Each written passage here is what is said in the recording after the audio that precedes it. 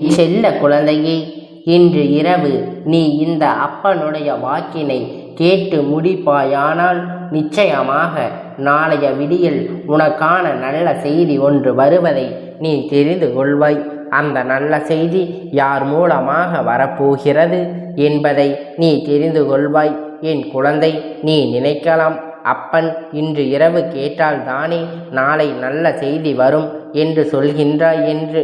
என் தங்கமே, அதை நீ தவறான அர்த்தத்தில் எடுத்து கொள்ளக்கூடாது. உன் அப்பன் சொல்ல வருவது, நீ இன்று என் வாக்கினை கேட்டால் உனக்கு நாளை என்ன நடக்கப் போகிறது என்பதை தெரிந்துவிடும் என்பதற்காகத்தான் நீ அந்த சந்தோஷத்தை இன்றே அனுபவிக்க ஆரம்பித்து விடுவாய் என்ற ஒரே ஒரு காரணத்திற்காக மட்டும்தான்.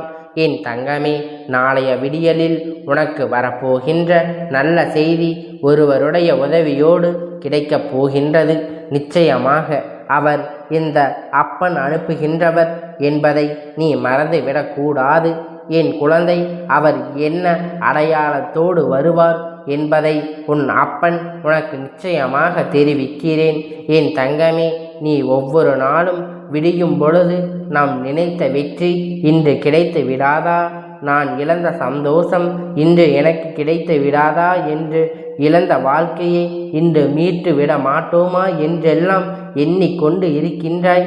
என் தங்கமே, உன் மனதில் இருக்கின்ற வேதனைகள் என்ன என்பதை உன் அப்பன் நான் நன்கு அறிந்திருக்கிறேன். என் தங்கமே, உன்னுடைய மனதில் இருக்கின்ற வேதனைகளுக்கு எல்லாம் முற்றுப்புள்ளியாக நிச்சயமாக நல்ல பதிவினை உனக்கு கொண்டு வந்து தருவேன் என்ற நம்பிக்கை உனக்குள் இருக்கும் வரை நீ கலங்க வேண்டாம். என்னை நம்பி வந்த என் குழந்தை, நிச்சயமாக இந்த அப்பன் கையிலிருந்து உனக்கான உதவியை நீ பெற்றே தீருவாய். அப்பன் எனக்கு உதவி செய்யுங்கள் அப்பா என்று நீ கேட்கின்ற அந்த ஓசை இந்த அப்பனுக்கு நிச்சயமாக கேட்டுவிட்டது என்பதை நீ புரிந்து கொள்ள வேண்டும். உன் அப்பன் எதையும் புரிந்து கொள்ளாமல் சென்று விடுவாரோ என்று ஒருபோதும் தவறாக நினைத்து விடாதே. அப்பன் ஒவ்வொரு நாளும் உன் வாழ்க்கையில் என்ன நடக்க வேண்டும் என்பதை முன்பே கணித்து விட்டுதான் உன்னிடத்தில் பேசிக்கொண்டு இருக்கிறேன். நாளைய விடியலில் உனக்கான நல்ல செய்தி உனக்கு கிடைக்கும் என்று நான் முன்கூட்டியே உனக்கு தெரிவித்து விடுகிறேன் அல்லவா? அப்படியானால் நாளை என்ன நடக்கப் போகின்றது என்பதை நீ அறிந்தாய். ஆனால் உனக்கு இருக்கின்ற சந்தோஷம், உனக்கு இருக்கின்ற கஷ்டங்கள் எல்லாம் மறைந்து இன்று இரவு என் குழந்தை நீ நல்லபடியாக கடந்து விடுவாய் என்ற ஒரு நம்பிக்கையில்தான் உனக்கு எத்தனையோ மனக்குழப்பங்களில் இந்த இரவு தூக்கத்தை நீ எடுத்து கொள்கின்றாய். அது சரியாக கூட என் குழந்தை உனக்கு வருவதில்லை என்பதனை நான் நன்கு அறிவேன். ஒவ்வொரு இரவையும் நீ கடந்து வரும் பொழுது எத்தனை சுமைகளை சுமந்து கொண்டு வருகின்றாய். ஏதோ பொதிகை முதுகில் தூக்கி சுமந்து வருவது போல வேதனையோடு இருந்து கொண்டு இருக்கின்றாய். அதனை இறக்கி வைக்க முடியாமல் தடுமாறி கொண்டு இருக்கின்றாய். எந்த விஷயமாக இருந்தாலும் அதில் தோல்விகள் மட்டுமே வருகின்றது என்று நீ வேதனையில் இருக்கின்றாய். என் தங்கமே, நீ என் மீது கொண்டிருக்கின்ற அன்பு, இந்த அப்பன் மீது கொண்டிருக்கின்ற நம்பிக்கை, இவையெல்லாம் நிச்சயமாக ஒரு நாள் வாழ்க்கையில் உன்னை உயர்த்தி காட்டும் என்பதை நீ மறந்துவிடக்கூடாது. சோதனைகள் உனக்கு வரத்தான் செய்யும். அவை உன்னை என்ன செய்துவிடப் போகிறது என்று தட்டி பார்த்தால்தான் செய்யும். உன்னுடைய நிலைமை எப்படி எல்லாம் மாறும் என்று அது வேடிக்கை பார்க்கத்தான் செய்யும். அதற்கு நீ ஒருபோதும் இடம் அளிக்காமல், அது உன்னை வேடிக்கை பார்ப்பதற்கு நீ இடம் கொடுக்காமல், உன்னுடைய வாழ்க்கையை முன்னேற்றுவதற்கு நீ என்ன செய்ய வேண்டுமோ அதை மட்டும் நீ செய்து கொண்டு இருக்க வேண்டும். கஷ்டங்கள் வந்தால் செய்யும், அது தானாகவே போகும் என்று நீ ஒருபோதும் இருக்க வேண்டாம். எப்பொழுதும் நம்பிக்கையோடு நீ அடுத்த நிலையை கடந்து வர வேண்டும். வட்டி கட்ட முடியாமல் தவித்து நின்று கொண்டு இருக்கின்றாய். அப்பா என்று என் பிள்ளை என் முன்னால் அதிகமாக வேதனை படுகின்றாய் அல்லவா? நீ சொல்கின்ற இந்த விஷயங்கள் எல்லாமே என் காதுகளுக்கு கேட்கின்றது என்றால், அப்படியானால் உன்னுடைய கஷ்டங்களை உடனடியாக தீர்த்து விட வேண்டும் அல்லவா? அதனால்தான் உன் அப்பன் உனக்கு நல்லதொரு பரிகாரத்தை கொண்டு வந்து இருக்கின்றேன் என் குழந்தை. இதை 15 நாட்களுக்கு ஒரு முறை நீ செய்து வர முதல் 15வது நாளிலேயே பல மாற்றத்தை கண்கூடாக காண்பாய் என் தங்கமே. உன்னுடைய இல்லத்தில் செய்யக்கூடிய இந்த விஷயம் அப்பன் சொல்லும் பொழுது நீ நம்பிக்கையோடு மனதுக்குள் உண்மையை அதிகமாக வைத்து கொண்டு சிறிதளவு சிறு துளி அளவு சந்தேகம் கூட உனக்கு வேண்டாம். நீ சந்தேகப்படுவது என்பது உன் அப்பன் என்னை சந்தேகப்படுவதற்கு சமம் என்பதை மறந்து விடாதே என் தங்கமே. மாற்றங்களை கொண்டு வந்து கொடுக்கும் பொழுது அதில் இருந்து உனக்கு நன்மைகளை கிடைக்கும் பொழுது நிச்சயமாக நீ புரிந்து கொள்வாய் அல்லவா? உன் அப்பன் எதற்காக உனக்கு தினம் தினம் ஒவ்வொரு விஷயத்தையும் சொல்லி கொண்டு இருக்கின்றேன் என்று என் தங்கமே. இதனை நீ நாளை தொடங்குகின்றாயோ அந்த நாளிலிருந்து 15 நாளாவது நாள் கணக்கு வைத்துக்கொள். நீ அதிகமாக பௌர்ணமி தினத்திலும் அமாவாசை தினத்திலும் இதனை தொடங்கினால் இன்னும் நல்ல விஷயமாக இருக்கும். ஏனென்றால் 15 நாட்களுக்கு ஒரு முறை அமாவாசை பௌர்ணமியும் மாறி மாறி வந்து கொண்டு இருக்கும் அல்லவா? அதனால் என் குழந்தை அதை நீ செய்யும் பொழுது உனக்கு அந்த நாட்கள் மீண்டும் சரியாக கிடைக்கும் பொழுது மீண்டும் இதை மாற்றி அமைப்பதற்கு உனக்கு வாய்ப்பாக அமைந்துவிடும். அப்பன் சொல்கின்ற இந்த விஷயம் உன் மனதுக்குள் நல்ல ஆழமாக பதிய வைத்து கொள்ள வேண்டும். மட்டுமல்லாமல் நன்றாக புரிந்து கொண்டு இதை கேட்டால்தான் நான் உனக்கு நல்லபடியான பலனை கொடுப்பேன் என்பதை மறந்து விடாதே என் தங்கமே. கடன் தொல்லை குறைய வேண்டும் என்றால் முதலில் உன் இல்லத்துக்குள் வருமானம் அதிகரிக்க வேண்டும். உழைப்பவர்கள் அங்கே நல்லபடியாகத்தான் உழைக்கின்றார்கள். ஆனால் உழைப்புக்கேற்ற ஊதியம் கிடைக்கவில்லை என்று தானே வேதனைப்பட்டு கொண்டு இருக்கின்றாய். பண வரவு அதிகமாக ஆரம்பித்து விட்டது என்றால் உன் இல்லத்தில் இருக்கின்ற கடன் சுமைகள் எல்லாம் குறைந்துவிடும். கடன் எந்த நாளும் இருப்பதை நினைத்து நினைத்து உன்னால் நிம்மதியாக உறங்க முடியவில்லை. நிம்மதியாக இருக்க ஒரு வேலையும் செய்ய முடியவில்லை. ஐயோ, யாருக்கும் என்ன பதில் சொல்வது எங்கே தெரியவில்லையே. நம் அவசரத்துக்கு வாங்கிவிட்டோம், இப்பொழுது அதனை திருப்பி கொடுக்க முடியவில்லையே. தினமும் திணறிக்கொண்டு இருக்கின்றோமே. வீட்டு வாசலில் நின்று கத்துவார்கள். மற்றவர்கள் முன்னிலையில் நம்மை அவமானப்படுத்தி விடுவார்கள். இதிலிருந்து எப்படி மீள்வது என்று என் பிள்ளை கஷ்டத்தின் உச்சியில் நின்று கொண்டு இருக்கின்றாய். என் குழந்தைக்கு இது மிக பெரிய பலனை கொடுக்கும் என்பதில் எந்த ஒரு மாற்று கருத்துமே கிடையாது என் தங்கமே. இதற்கு தேவையான 3 பொருட்கள் என்ன தெரியுமா? 1 கல்லுப்பு. என் குழந்தை, ஒரு பாத்திரத்தில் எடுத்துக்கொள். அது கண்ணாடி பாத்திரமாக இருந்தால் நல்லது.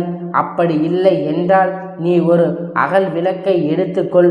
மண் அகல் விளக்காக எடுத்துக்கொண்டு அதில் கல்லுப்பை போட்டு வைத்து என் தங்கமே, கல்லுப்பை போட்ட பிறகு அதில் நல்ல மிளகு 27 எண்ணிக்கையை எடுத்துக்கொண்டு 27 எண்ணிக்கை எடுத்துக்கொண்டு இந்த மிளகை அதுக்குள் உப்புக்குள் வைக்க வேண்டும். அதன் மீது பரவலாக இடைவெளி விட்டு சுற்றி வைத்து விடு என் தங்கமே. இதற்கு பிறகு அதன் கற்பூரம், அதுவும் பச்சை கற்பூரம் துண்டு ஒன்றினை நடுவில் வைத்து விட வேண்டும் என் தங்கமே. இது எல்லாம் என்ன பலன் இருக்கின்றது என்று நீ நினைக்கலாம். என் குழந்தை, உனக்கு பண வரவு அதிகரிக்க வேண்டும் என்றால் உன் இல்லத்துக்குள் நீ வரவழைக்க வேண்டிய மிக முக்கியமான தெய்வம் லட்சுமி தேவியானவள். கல்லுப்பு என்பது உனக்கு அப்பன் பலமுறை சொல்லி இருக்கின்றேன். லட்சுமி தேவியானவள் வாசம் செய்கின்ற பொருள். அது மட்டுமல்லாமல் சில நல்ல நாட்களில் கல்லுப்பை வாங்கி வைத்தால் உனக்கு நல்ல பலன் கிடைக்கும் அல்லவா? அதனால் இப்பொழுது இந்த கல்லுப்பை பயன்படுத்தும் பொழுது லட்சுமி தேவியானவளுடைய ஆசீர்வாதத்தை நீ முழுமையாக பெற்று கொள்வதோடு மட்டுமல்லாமல் அவர்கள் இல்லத்தை நோக்கி அதை ஏற்றுக்கொண்டு அங்கே கல்லுப்பை வாங்கி வைத்தால் உனக்கு நல்ல பலன் கிடைக்கும். லட்சுமி தேவியானவள் உன் இல்லத்தில் நிரந்தரமாக தங்கி இருப்பாள் என்று நீ நன்கு உணர்ந்த விஷயம் அல்லவா?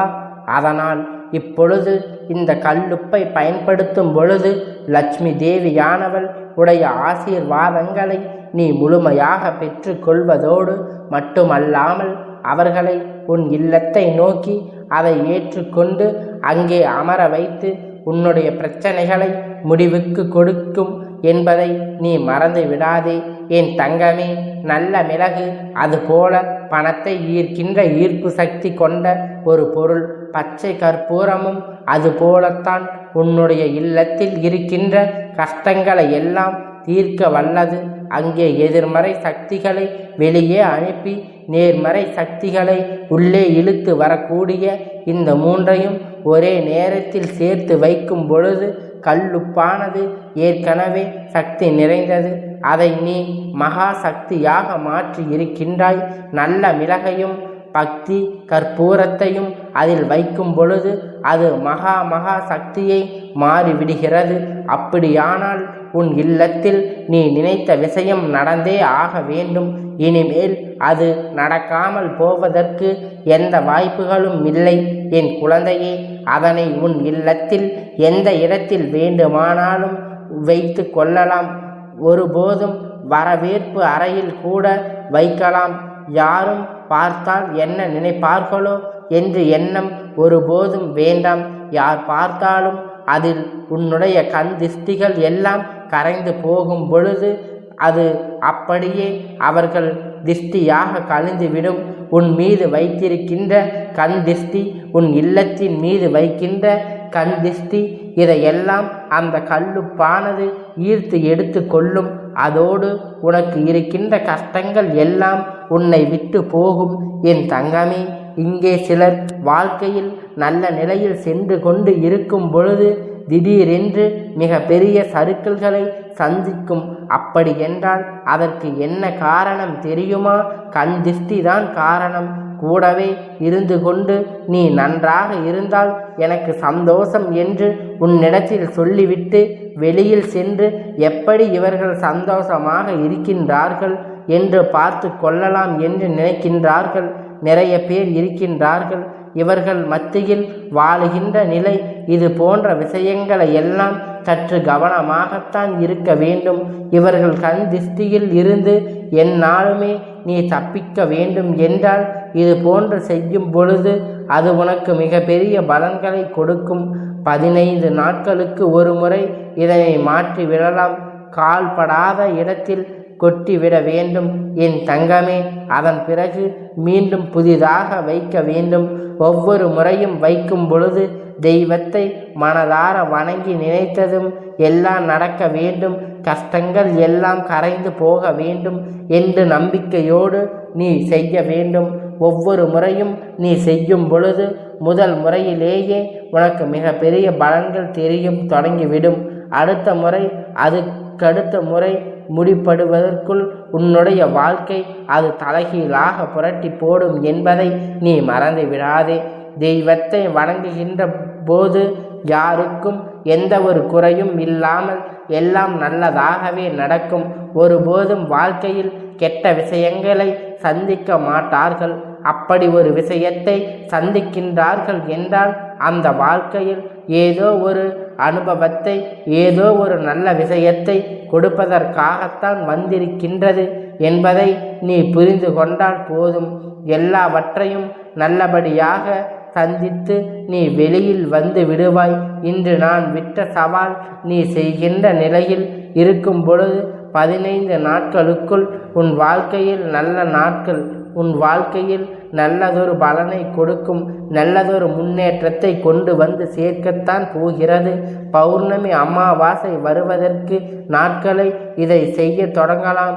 மனதுக்குள் நம்பிக்கை மட்டும் இருந்தால் போதும் என் செல்ல குழந்தையே. இந்த அப்பனுடைய ஆசீர்வாதம் எப்பொழுதும் முழுமையாக கிடைத்து கொண்டே இருக்கும். கந்தா போற்றி, கடம்பா போற்றி, கதிர்வேலா போற்றி, 6 படை வீடு கொண்ட முருகா போற்றி.